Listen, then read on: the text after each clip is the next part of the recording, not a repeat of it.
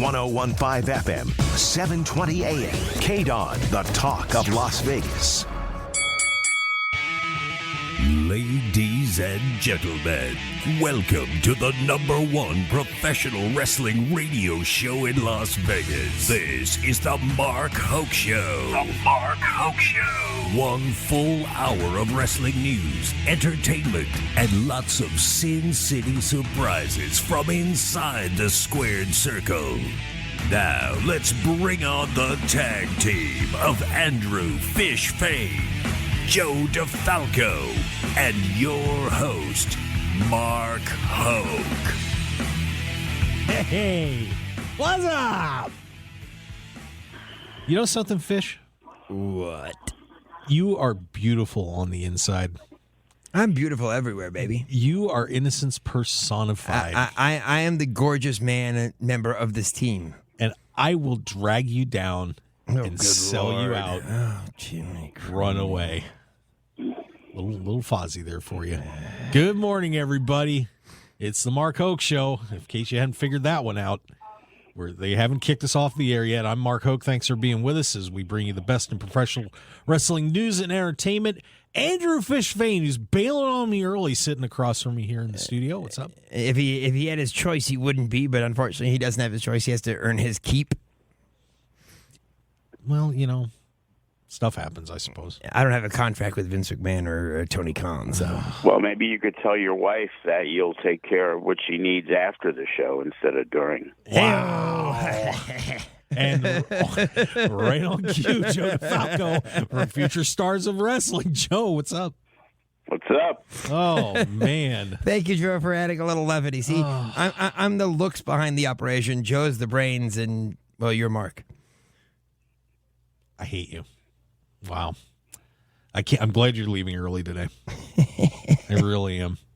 Jared's in the booth, by the way. We're having a Stone Cold Steve Austin flipping off contest. It's been fun. Who's winning? I always win. Yeah, I'm winning. He's focused on doing something else in there. So anyway, hey, we've got all sorts of fun professional wrestling news. He's firing bombs at me in there. Where do you kick it off from? Well, a lot of interesting things happening. I think we're going to start with the more mainstream story first.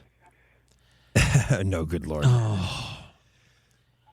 As news has broken, I said this last week because I heard that everything was on the table for WrestleMania. Everything, everybody, anybody in WWE could be stepping foot inside a WWE ring. And we said that last week we said that Stone Cold may be wrestling, and we said there was allegedly another surprise that was on that level, and people were trying to figure out, is it The Undertaker? Is it Ric Flair? No, we've pretty much found out who it probably is. The rumor is that we are going to get a program between Pat McAfee, of course, who's announcer on Smackdown and former does his punter, own great show, and a former punter. NFL punter for the Indianapolis Colts. Mediocre punter, too. Yeah, but great tackler. Great, yes, he was. He actually, when called upon, did all right. And the chairman of the board, Vincent Kennedy McMahon, are apparently now they haven't made it official that they're going to have a match. They're talking about doing a program, and Vince is going to be on Pat's show on Thursday.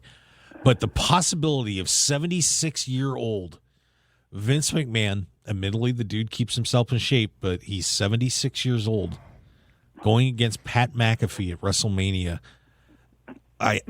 This is just staggering my mind. I don't believe that's going to happen. It's a program. The program could lead to Austin Theory versus Pat McAfee or Cody Rhodes, unless it's a work and he's still in AEW. Nobody knows what it's going to be. Vince McMahon will set up his hand-picked opponent. Have you ever booked yourself to be in a match or involved in any way like that? If I did, I'd win in 5 seconds, so it wouldn't matter. Lie down. Finger poke of doom. Yeah, there's obviously a lot of possibilities, and I just can't picture Vince actually wrestling a match. No, it'd be mind-boggling. He'd blow his quad out by the time he walked to the ring, so it wouldn't matter. Well, when you have a stride like that, I guess it's pretty easy to. That's still one. I think it's a setup to maybe give. Remember, Austin Theory was supposedly going to do the father figure thing with Shane McMahon, and maybe this is a way for. And again, maybe I'm giving them too much credit to actually have a good idea.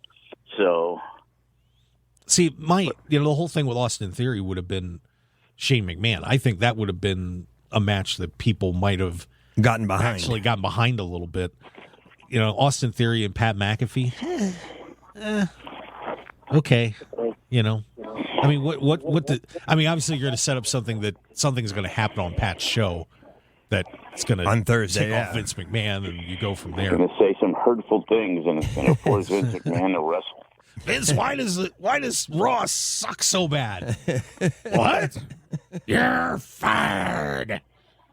And just go from there. Yeah, you just did the entire show. Now I don't have to listen on Thursday. Thank you. I set it up. I got it done. But apparently Vince is going to get himself back in the spotlight here, and we may be suffering at WrestleMania all for it. Yes. Oh, I don't know. And now, is that the bigger news than the certain wrestler who's now left WWE? Okay, we'll go there next. Cesaro has opted not to re-sign with WWE. The multi-time tag team champion, U.S. champion, of course, well-loved in Ring of Honor and well-loved in WWE, actually. And very, very underutilized, I think, would be a nice term for it. Cesaro, wasted. That would be it. That's a much better one. Has decided not to re-sign with WWE. He is out of there. So another defection from WWE land. I would expect we will see him in an AEW ring pretty soon. Yeah, and just people are aware, this is not a release. He was not released by WWE. His contract expired, and he is now done. So before we get into the future of Cesaro, let's talk a little bit about the waste, how Cesaro was used in WWE, what his career was like in there. Do you think that? Obviously, a lot of people think he was underused, but certainly, he was in the spotlight quite a bit. Yeah, I mean, he had one main event program, and that was just this past year with Roman Reigns, and that lasted all of one pay-per-view or one premium live event. He was very much the focal point in the tag team division, and I thought he did his best work when him and Sheamus had the best of 7 battle, and that led to them teaming up and becoming the Bar. Yeah, he did a great job. And Joe, what are your thoughts about Cesaro's run in WWE? You could look at it two ways. The people that liked him a lot felt that he should have gotten more, but, he was on TV for a very long time. He was, put in a good position for a very long time, but he was never put in a great position. He was never, one of the top 10 guys, but he was always, you always need that good utility player, and he was able to do whatever you needed. If it was the, intercontinental title matches and in the tag team, he was in good positions, and he got over, and the crowd liked him. When he pulled out that Cesaro swing, on the Big Show, I remember years ago, all of a sudden people started to take notice. You have solid hands, and sometimes the solid hands aren't meant to be the heavyweight champion.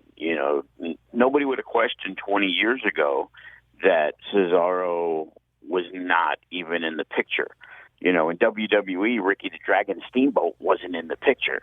Yet he'd go to NWA and he'd have a feud with Flair and it'd be the greatest matches ever. It's just what the company's looking for. I got a lot of guys who are really good, and as good as they are, I don't look at them as the heavyweight champion. That's supposed to be, limited to a special, group of people. And with Hammerstone, he was a special guy. With Chris Bay, like right now, what we're looking at, we have a hard time finding a guy that we feel checks all the boxes, and Cesaro just didn't check all the boxes. Now, I don't know if this was because he never got the opportunity or just because he wasn't very good. The only issue I ever saw with him is he was never a great promo guy. He never delivered a fantastic promo. And again, I don't know if that's because WWE never gave him the opportunity to do so, or if they realized that he just wasn't able to do so. I'm going to say he wasn't able to do so because I've tried to instill with the younger guys a really good wrestler can be the heavyweight champion if he's got a great promo or character like Kevin Cross. But a great wrestler who has no promo skills like Brad Armstrong never got out of being a jobber just because how do you engage the crowd? You know, I always talk about years ago when they tried to give Billy Gunn a push against The Rock, and The Rock just obliterated him on the microphone, and that feud became a one-match feud. And they're like, well, I guess we got to put the New Age Outlaws back together again because Road Dogg can't wrestle, but he's awesome on the mic, and the crowd loves him, and Billy Gunn can wrestle, but he can't talk his way out of a paper bag, and that's the way it is. Yeah, and like I said, I never thought, as great as Cesaro was in the ring, and he may have been one of the best wrestlers, and pound for pound, one of the strongest wrestlers WWE had, I just never found him that engaging on the microphone. No, but in this day and age, if he was made the champion for a short time, it would have been fine. They just chose not to do it. Yeah, and the one thing about Cesaro, though, that you question the promo skills, but he also speaks so many different languages, too. He's a brilliant guy. And I almost wonder if they missed an opportunity making him a heel and he'd be speaking English and all of a sudden he switches to German and switches they had that does all that kind of irritating kind of stuff. Wasn't he in that whole League of Nations? He was in that League of Nations. That was really horrible. That could have been great, but they ruined it. That was a group that I thought had a chance to be really underrated. fantastic. Yeah, they had a chance to be fantastic, and they just buried them. Yeah, so we'll see what the future holds for Cesaro, but I'm kind of hoping that he shows up in AEW for the Face of the Revolution match, and after all the brass ring jokes for Cesaro, that he gets to grab that brass ring. That would be funny. I would enjoy that thoroughly, but we'll see what the future holds for him. Even though it'll be Claudio Castagnoli and not Cesaro, so just watch for that name. So we'll see. He'll get a lot of work, man. You know, he's a guy I'd inquire about, but I've inquired. Our former Mecca Grand Champion, Johnny Mecca, Johnny Morrison, Johnny Hennigan, Johnny Mundo. He's now Johnny Superstar, by the way. Oh, is he really? Yeah. Yep. Where is he? Went down he had a different name, I think, in AAA a couple weeks ago. But yeah, Johnny Superstar. Was that what it was? Yep. I thought he had a Spanish name. Nope, he went Johnny. Johnny El Superstaro. Oh, that's what it was. But those guys coming off TV, they're going to try to bang hard, man, and most of them are out of our league. And for a guy like Cesaro, he's a guy that if he's on your card, he's going to give you one of the best matches. But I'm not sure people are going to buy a bunch of tickets just because Cesaro's on the show. Right. So. See, and a perfect example of what you were saying is MJF is maybe right now the best promo worker in the business, and he delivered another one on Wednesday that was just. And this is coming from a guy who doesn't even like AEW, generally speaking, and it was not only was it fantastic, it completely drew me in. Yeah. So it's like it almost doesn't matter how good or bad a wrestler MJF is because of the way he was on the microphone. Yeah, he truly makes you want to root for him, which is exactly what a heel needs to do. Yeah, we'll talk about MJF in just a minute or two, but I did want to wrap up a little bit more news. Johnny Knoxville, what about him? Oh God, do we have to get into that right now? No, I'm not. I'm not talking about Johnny Knoxville at the moment. AJ Styles has re-signed with WWE, so I thought he re-signed a year ago. They were making that's what I thought too. So that's why it wasn't. But yeah, that just happened recently. That his contract wasn't up for a while, but apparently WWE said we are not letting you go. We want you to stay. That's right. He signed to 2043, and he's actually quite happy in WWE. So. Apparently he's one of the biggest surprises, man. I'll tell you what, when he came out, they're going to be like, who's AJ Styles? And he got like a hero's welcome for a guy who was never there, and something that most people didn't expect when he first came out. And now he's busy jobbing out the Giants. So, well, Sean Ross Sapp of Fightful Select reported that Styles' contract well over $3 million a year, and they're going to be paying some of AJ's bus travel accommodations as well. So yeah, that's necessary because the $3 million isn't enough. Hey, man, if you can get it in negotiation. But that's actually big news because WWE generally, unless it's overseas, refuses to pay for travel. Yeah. So AJ getting that in there, that's not bad.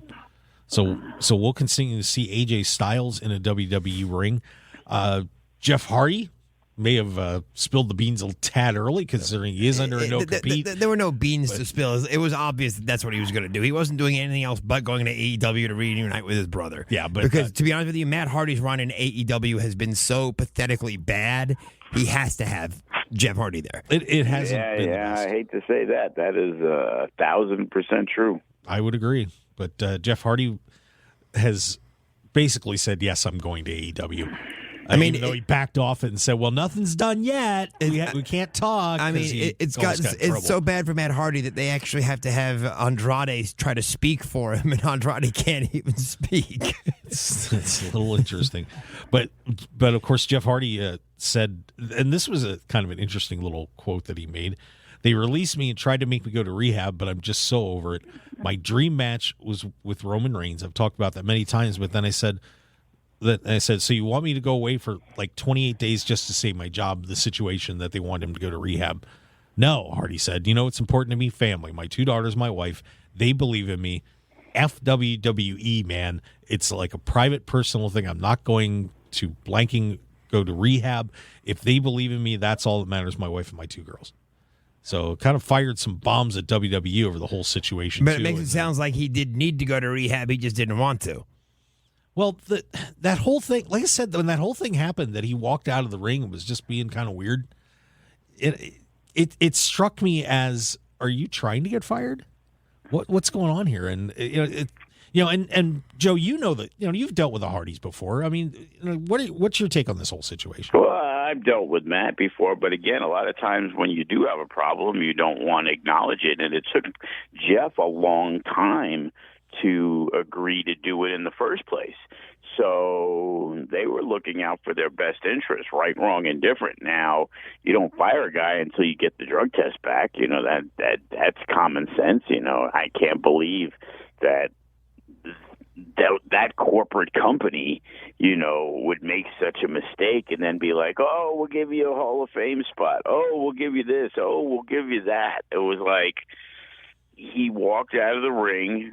He got hit in the head. Was it a concussion? Like, wouldn't that be supposedly the first thing you would check to make sure that he was okay?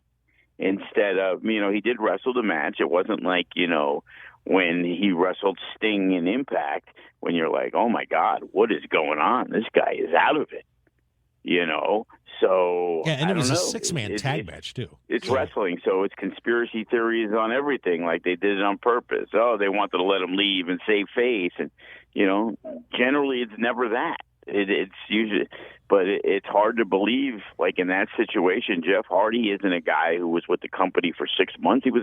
He's a guy on and off for 20 plus years. He's an icon in the company. If that happened to John Cena or Roman Reigns, would they have treated it the same way? Well, they would have if John Cena or Roman Reigns had a history of having to go to the rehab, and that's part of the problem. If this was the first incident with Jeff Hardy, then they handled it very badly, but it's not. There's a pattern with him, so it's understandable that WWE at the time at least would want to protect their interests if that was the case. But you still can't accuse a guy of something if you don't know it's true. Send them until further notice. That's all. Yeah, if you wanted to take him out and say, okay, no, absolutely. But the way he was acting in that match, and I think we've all seen the video. He did walk out in the middle of the match. The match wasn't over when he left, and he left his. Well, he did tag out. Yeah, he tagged out and walked away. Then went on a walkabout through the audience. Yeah, he was channeling his inner Shield. So wow. Joe DeFalco, everybody. And that's why I love having Joe on the show. Of course, we're on the Mark Hoke Show here on KDWN 101.5 FM 720. Well, I only got 5 minutes left, Fish. Geez, that flew. Yeah. Well, are you guys excited about the Hardys getting one last run? Not at all. Can I ask the question first, Fish? Yeah, you did. Are you excited about the Hardys getting one last run? No. It's like Jeopardy. You hit the buzzer before the finish of the question. You're still answering the question. He cut my match off early. We ran out of time. What was the rest of your question? Well, you ruined it now. You said no, so I'm going to go to Joe DeFalco. The possibilities of these guys wrestling FTR and some other dream tag matches, and especially as deep as the AEW tag team division is, even though they're not the Hardys of the 1990s, is there something left that you want to see out of the Hardys before they call it quits? I want to see him wrestle the Briscoes. I don't care about FTR. I don't really care about Pentagon and Phoenix. They had their run with the Young Bucks in the Ring of Honor a few years back when it was a bigger deal. At this point, I don't know the excitement of seeing the Hardy Boys against FTR. FTR is great and everything, but that's not a dream match to me. Maybe the Briscoes to me would be the dream match. Two brothers versus brothers. They've been that underground team for so long, and they've never really had that breakout moment. That's the one match I would care about. I'd want to see that, and I wouldn't mind seeing the Hardys and the Young Bucks, but I wouldn't mind seeing it 5 years ago. And it's not anybody but Matt Hardy is the one that makes me kind of not want to see it, because Matt Hardy to me is just fat, out of shape. Is like, yeah, he's not doing it anymore. I don't know. The last time I watched Matt Hardy wrestle, he was all right. I'd rather see Jeff Hardy go in there and wrestle, a guy like Omega and things like that. That's a dream match. Jeff Hardy, when he left WWE, he was hot as a firecracker. He is over. People love him, He beat Cross. CM Punk again. That could solidify the CM Punk heel turn. Jeff Hardy comes in. MJF, blah, blah, blah. There's a lot to do. The Hardys is just going to be like random tag matches just to say they had them. Yeah. And that's a great point. Jeff obviously can't do a lot of the things that he used to be able to do in the ring. But, it's still, there's, Jeff was, like I said, Jeff was over in WWE, and people were really getting excited about it as they were building him up. People are thinking, man, this could be a his great last run for Jeff Hardy because he's looking good. But the one thing that scares me about Jeff Hardy is that he still thinks that he can do more than he actually can. I don't know. I've heard some interviews where he realizes he's not the guy that's jumping. He still does a lot, though. It's like it isn't like he's slipped so much from his heyday. Now he does 10 crazy things instead of 20. That's all. Well, yeah, but I don't think that he can still go, climb the top of the scaffolding and do the swanton from up there. Sure he can. Give him a chance. You might have to do some more drugs. Yeah. Yeah, well, it'll be very interesting to see how this whole thing progresses. But, I do like that idea of him doing more singles stuff, and we have Matt in the corner. He's a main event guy. Like, what are you doing? Throwing him in some mid-card fodder because, his brother. Yeah, you want to give them the run? Give them the run in 6-8 months. Bring him in, this hot guy, and put him in major programs with major people. I think, and I don't know how true this is, I think that Matt has a problem with the fact that Jeff was always a step above him. There was different values, dealing with Matt, his promo skills and his knowledge of the business. And, he was a great person to have around. And I'm pretty sure when it came to putting all those matches with the Hardys and Edge and Christian and Dudleys, I guarantee you Matt Hardy was the guy who was in the trenches putting stuff together while Jeff was just waiting to figure out what crazy spot he was going to do next. Yep. All right. Well, we've got to head to commercial. I know Fish has got to go. So Love you're you going to miss all, our MJF especially you, discussion. Joe. But you say hi to the wife for me. One of the greatest promos of all time. We're going to be talking about it here on the Mark Hoke Show. Stick around, everybody. We will be right back.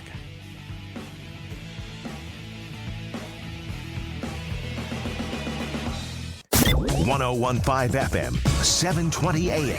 KDON, the talk of Las Vegas. This is the Mark Hoke Show. The Mark Hoke Show. Here again, your host, Mark Hoke. All right, and we are back here on KDWN 101.5 FM, 720 AM. The KDON, the talk of Las Vegas. This is the Mark Hoke Show. The best in professional wrestling news and entertainment. The fish is out of the tank. He has run away. I Judased him out of here. Joe DeFalco's still hanging around from Future Stars of Wrestling. Joe, thanks for not bailing on me. I appreciate it. Yeah, somebody had to stick around and help you out, Yeah, well, it's very kind of you. Before you get into the other stuff, MLW had tapings yesterday, and our guy Hammerstone beat Davey Richards, and Killer Cross debuted in MLW, re-debuted in MLW for the tapings this past weekend. Yeah, Cross is getting interesting. Maybe, real quick while you mentioned it, he's doing MLW, and apparently he's going to be working with the new Braun Strowman EC3 Control Your Narrative. Yes, Austin Aries just added to that. Yeah, boy, I'll tell you, that blew Twitter up a little bit. And, what are you hearing about the Control Your Narrative promotion and what's going on there? And, and Cross, decided to do MLW and that for right now. Well, I'll tell you what, when we brought EC3 in a few months back during our anniversary weekend, he was just getting that started. So that was all on him. And I guess he must have kind of recruited Strowman, because I know Strowman's first match back was a Control Your Narrative match with EC3. So these guys must have be tight for a while. And then they did the thing at the last Ring of Honor show without Cross, but then all of a sudden there was pictures and he was involved, in Austin Aries. And it seems a lot of these guys are pretty, I guess you could say, like-minded, but they also are very opinionated of what I know. I know Aries really well, I know Cross really well, and I know EC3. And all three of them, are going to go in there. And, it's an interesting name, Control Your Narrative. And I guess the wrestlers feel that it's time that they don't have a voice. It's time to have a voice. EC3 was a guy a lot of people thought was going to get a good second run, in WWE. And for some reason, Vince had some kind of issue with him, and he got zero opportunity. I remember one show he beat Moxley, and they never capitalized on that.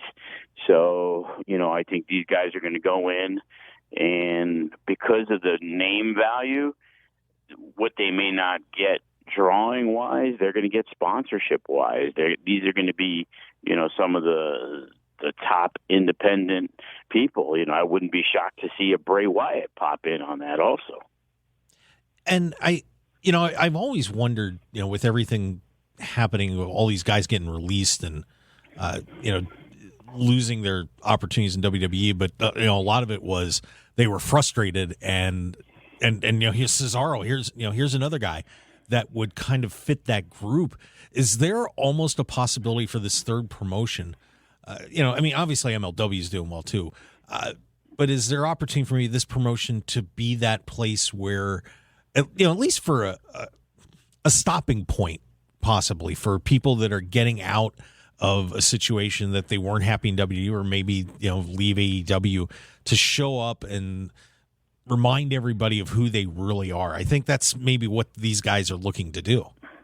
Well, it shows you the talent base that wrestling has today compared to years ago, because you have WWE, you have AEW, you have Impact, you got Ring of Honor, you got MLW, you got New Japan, and the fact of the matter is there's so much talent there that you could start another super wrestling promotion, and just the names that you're talking about, between Aries and EC3 and Strowman and Cross and a Bray Wyatt and a Cesaro, you could build another super promotion without even touching any of the other guys.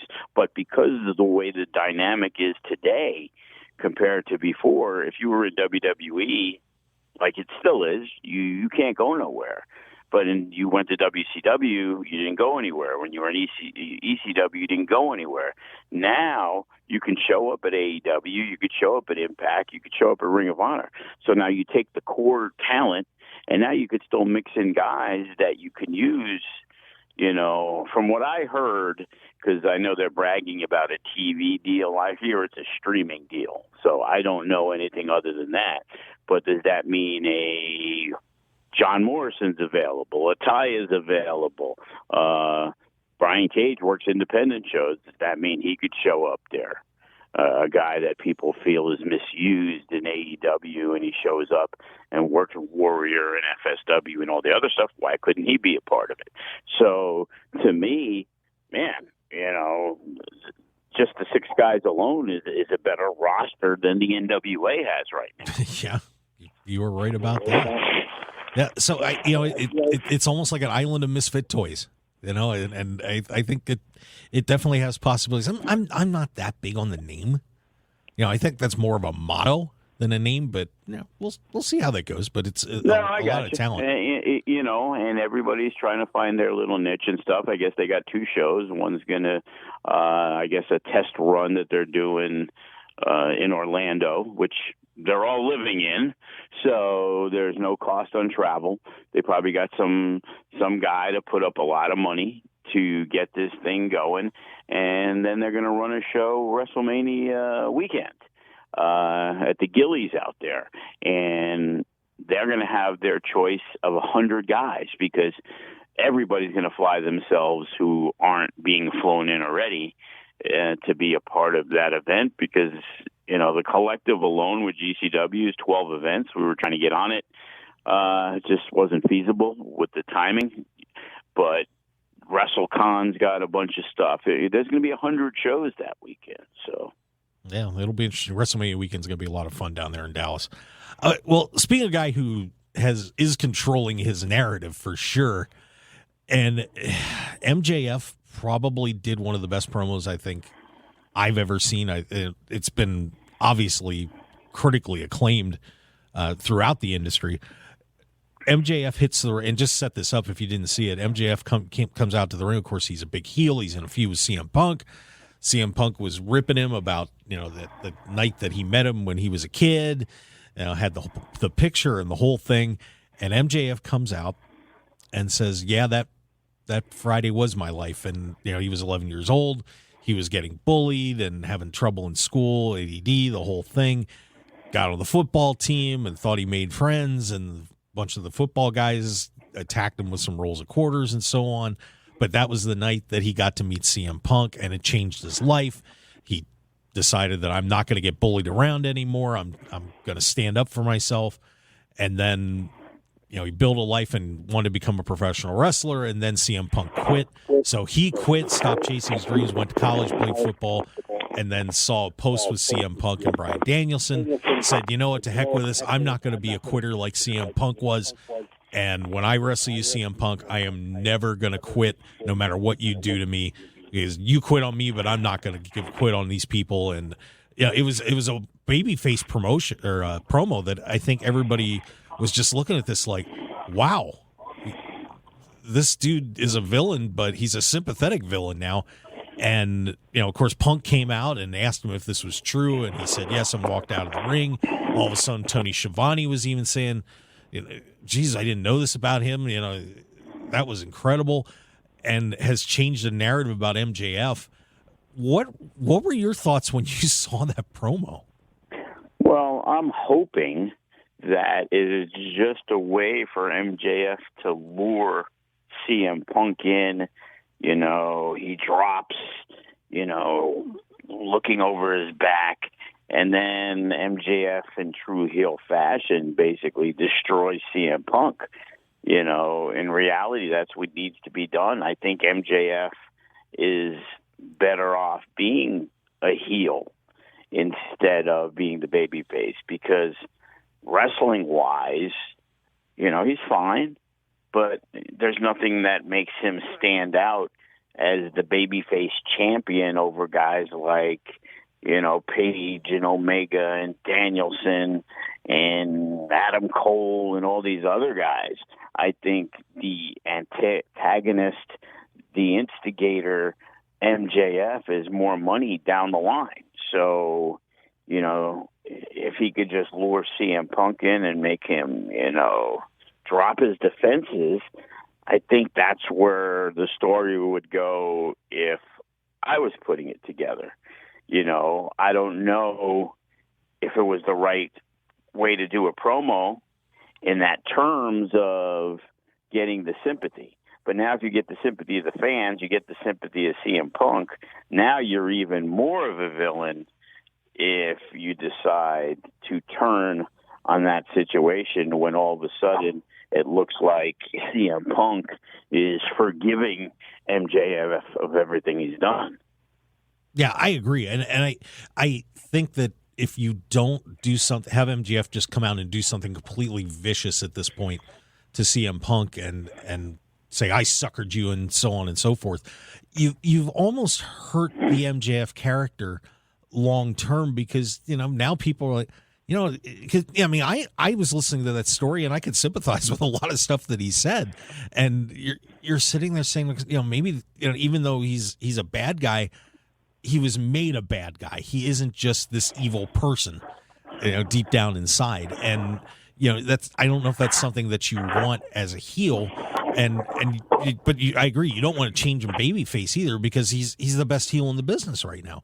So it's going to be interesting to see where this goes over the next week or so. I mean, the pay-per-view's on the 6th, so we've only got one more week of lead up to Revolution here coming up. So.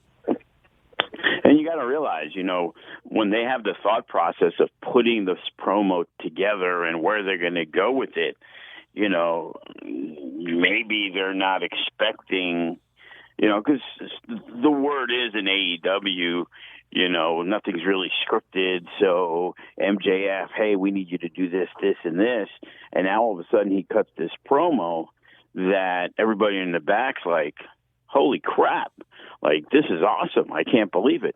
But it doesn't get the reaction that they were hoping from the fans, and it was so impassioned by MJF. Now they have to step back and say, okay, where do we go from here? Right. Because sometimes you have to rewrite things because based on the situation.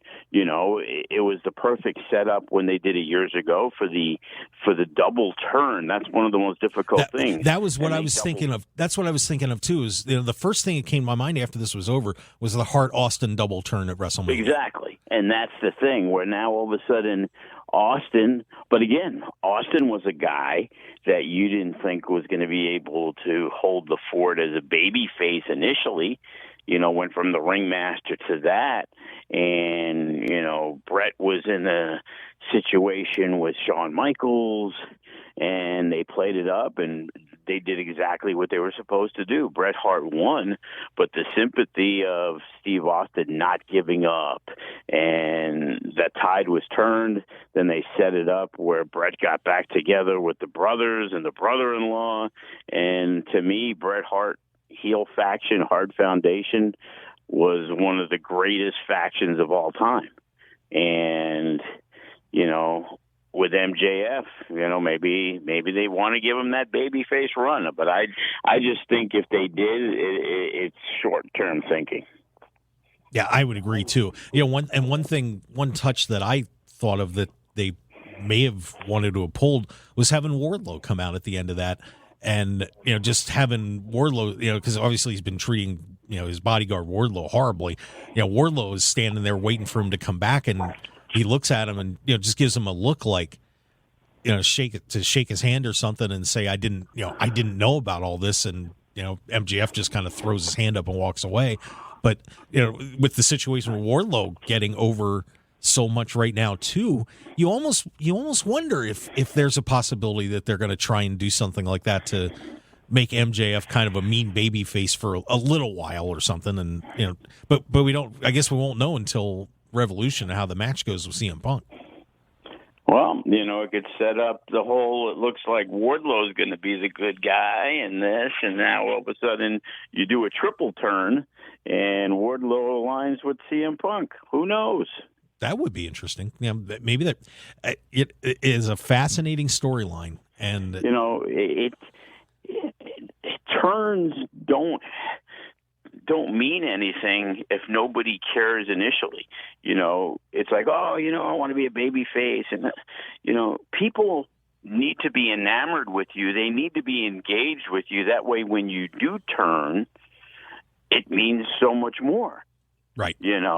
And in some cases you can do turns where, they happen because of basic little things and it doesn't mean much, but the best ones are, when DDP, it looks like he's going to join the NWO, and then out of nowhere he's wearing a La Parka gear and he's laying out Macho Man, and then they just created the next big baby face.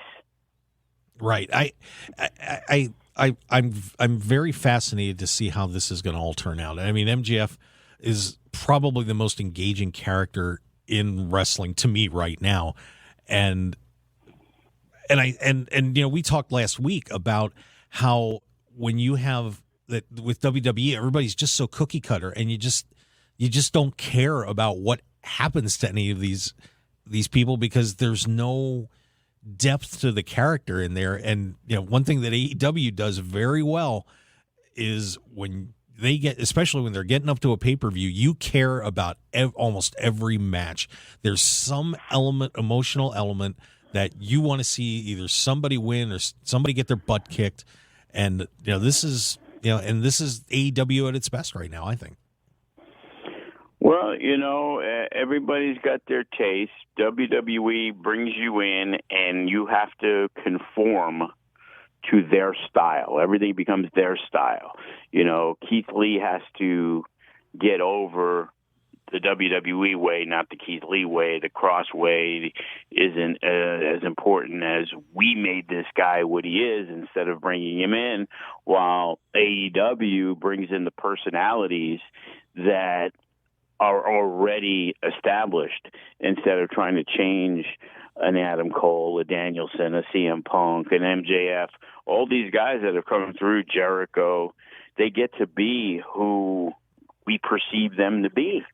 While in WWE, it's just like, okay, well, let's just plug this guy in because the other guy got hurt and we're not going to lose or gain anything. And it's like, it's that steady stream, not very high, not very low. And that's the difference. AEW is huge peaks and huge valleys, and it's up and down, and, you never know what's going to happen.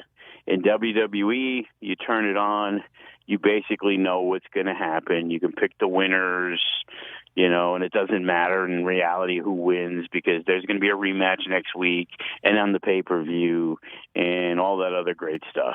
And WWE relies on their sponsor money, and they rely on the fact that, 60 years of family continues to watch WWE.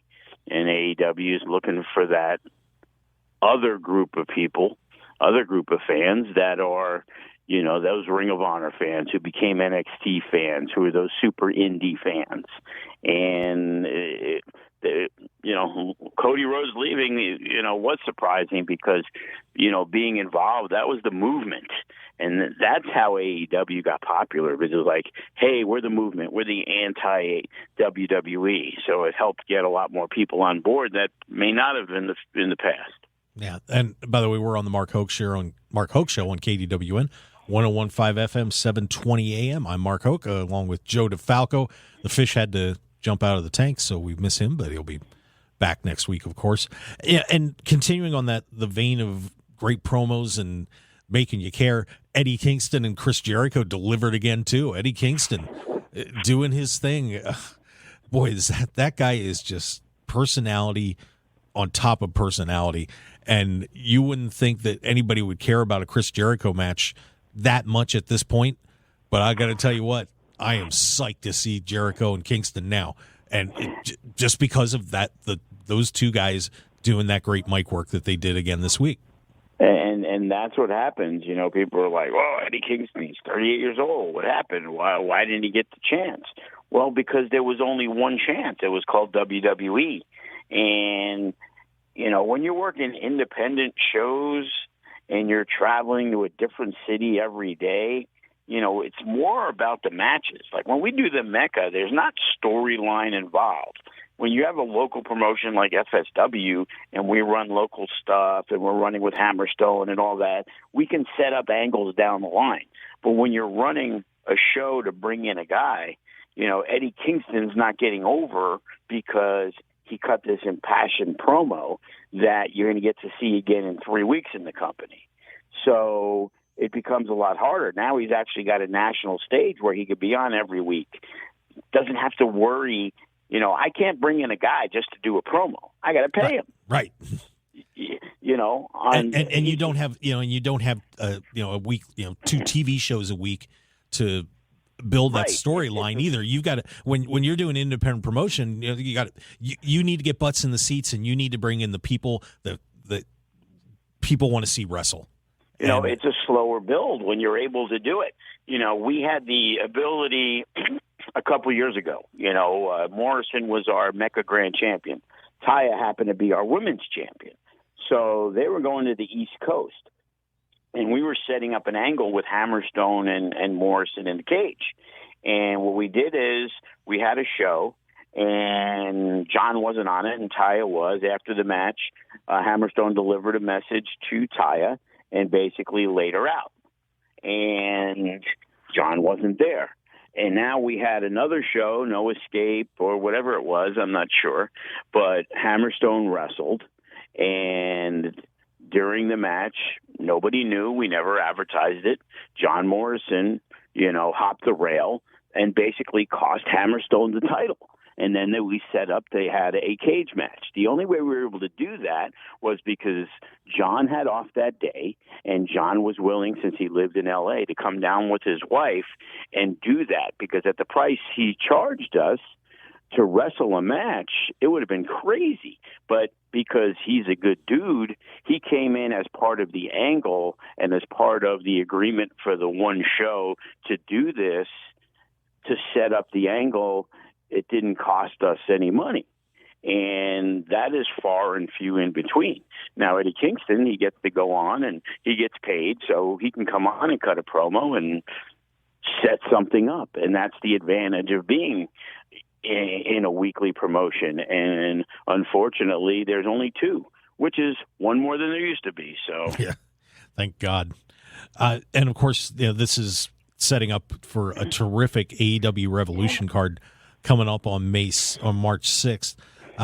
We'll be predicting that because it's on a Sunday, so we'll have a chance to really break that down. But we've got Adam Page, Adam Cole, Britt Baker, Thunder Rosa, another rematch from that terrific match they had last year. Jurassic Express, Red Dragon, one more opponent, Jade Cargill, Ty Conti, CM Punk, MJF, John Moxley, and Bryan Danielson, which should tear the house down. Chris Jericho, Eddie Kingston, man, that is looking like a terrific card for Revolution coming up.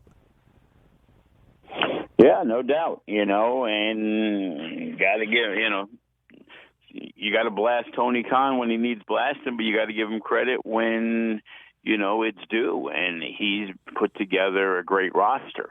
Now, I'll say till the day I die that there's way too many guys on the roster because, you can have a super show pre-show with all the guys that aren't on the show. Yeah, no doubt.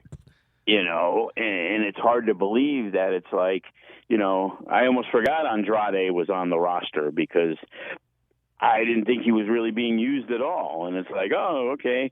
Now you got Buddy Matthews in, and it's like, okay, where's he going to go? Brody King's still trying to get established with Malachi Black. And again, there's just too much. Yeah, and I'm sorry, I missed 2 matches on that card. The Face of the Revolution ladder match, I think it's going to be a lot of fun. Keith Lee, Wardlow, Powerhouse Hobbs, Ricky Starks, Orange Cassidy, one more coming in for that one. And a 6-man tornado tag team rules, Sammy Guevara, Darby Allin, Sting against Matt Hardy, Andrade El Idolo, and Isaiah Cassidy. So should be a blast. And they did announce, by the way, Double or Nothing coming to back to Las Vegas. We're going to get a Dynamite, a Rampage, and a pay-per-view from AEW all in that week. Yeah, thanks a lot, AEW. It ruins my Friday night show that I had planned. Well, I guess you have to do it on Saturday. Well, there's another company that we work with closely that hasn't announced it, but they were going to do Saturday night, so we had already planned to do Friday night. But there's also an option of an idea of doing, because it is Wednesday, Friday, and Sunday, that maybe we do a Thursday night show. Hey, and I've also talked with Booker T about coming back to maybe do a joint thing on Saturday afternoon. So we definitely will be in play that weekend. Yeah, it's going to be a lot of fun. Memorial Day weekend, Double or Nothing's going to be at the T-Mobile Arena. So it should be an amazing week, and maybe press passes for all. That wouldn't be bad. Well, thanks for joining us for another edition of the Mark Hoke Show. I want to remind everybody, follow us on social media, Twitter, Mark Hoke Show, Facebook, The Mark Hoke Show. Give us a like. We'd certainly appreciate that. Podcasts are available at markhokeshow.podbean.com and all your favorite podcast outlets. Joe, thanks for being with me again. And of course, go to fswvegas.com for everything they've got going on. Should be a absolutely terrific weekend for Double or Nothing and everything else coming up here next week. So we'll see you next time on the Mark Hoke Show. We do appreciate it. Everybody, have a great day in Las Vegas.